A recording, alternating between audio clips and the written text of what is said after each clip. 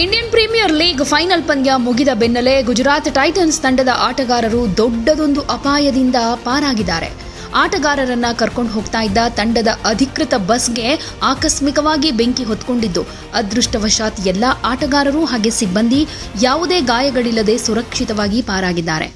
ಭಾನುವಾರ ರಾತ್ರಿ ಅಹಮದಾಬಾದ್ನ ನರೇಂದ್ರ ಮೋದಿ ಸ್ಟೇಡಿಯಂನಲ್ಲಿ ಆರ್ಸಿಬಿ ವಿರುದ್ಧದ ಫೈನಲ್ ಪಂದ್ಯ ಮುಗಿದ ಮೇಲೆ ಈ ಘಟನೆ ನಡೆದಿರೋದು. ಪಂದ್ಯ ಮುಗಿಸಿ ಆಟಗಾರರು ಕ್ರೀಡಾಂಗಣದಿಂದ ಹೋಟೆಲ್ಗೆ ವಾಪಸ್ ಹೋಗ್ತಾ ಇದ್ದಾಗ ಬಸ್ನಲ್ಲಿ ಶಾರ್ಟ್ ಸರ್ಕ್ಯೂಟ್ ಉಂಟಾಗಿ ಹೊಗೆ ಕಾಣಿಸಿಕೊಂಡಿದೆ. ತಕ್ಷಣವೇ ಎಚ್ಚೆತ್ತುಕೊಂಡ ಸಿಬ್ಬಂದಿ ಬಸ್ನಲ್ಲಿದ್ದ ಎಲ್ಲ ಆಟಗಾರರನ್ನ ಶೀಘ್ರವಾಗಿ ಕೆಳಗಿಳಿಸಿ ಸುರಕ್ಷಿತ ಸ್ಥಳಕ್ಕೆ ಸ್ಥಳಾಂತರಿಸಿದ್ದಾರೆ. ಬಸ್ ಒಳಗೆ ಹೊಗೆ ಆವರಿಸಿದ್ರಿಂದ ಆಟಗಾರರು ರಸ್ತೆಯಲ್ಲೇ ಸುಮಾರು 1 ಗಂಟೆ ಕಾಲ ಕಾಯಬೇಕಾಯಿತು. ನಂತರ ಗುಜರಾತ್ ಟೈಟಾನ್ಸ್ ಫ್ರಾಂಚೈಸಿ ಆಟಗಾರರನ್ನ ಸುರಕ್ಷಿತವಾಗಿ ಹೋಟೆಲ್ಗೆ ಕರೆದೊಯ್ಯುವುದಕ್ಕೆ ಮತ್ತೊಂದು ಬಸ್ನ ಪರ್ಯಾಯ ವ್ಯವಸ್ಥೆ ಮಾಡಿತು. ಭಾನುವಾರ ನಡೆದಂತಹ ರೋಮಾಂಚಕ ಫೈನಲ್ ಪಂದ್ಯದಲ್ಲಿ ಆರ್ಸಿಬಿ ವಿರುದ್ಧ 5 ವಿಕೆಟ್ಗಳ ಸೋಲು ಕಂಡು ನಿರಾಸೆಯಲ್ಲಿದ್ದ ಗುಜರಾತ್ ಟೈಟನ್ಸ್ ತಂಡಕ್ಕೆ ಈ ಬೆಂಕಿ ಅವಘಡ ಮತ್ತೊಂದು ಆತಂಕ ಮೂಡೋ ಹಾಗಾಯಿತು. ಕಳೆದ ಕೆಲವು ದಿನಗಳಿಂದ ಸತತ ಪ್ರಯಾಣದಿಂದ ತಂಡದ ಆಟಗಾರರು ತೀವ್ರ ಆಯಾಸಗೊಂಡಿದ್ರು.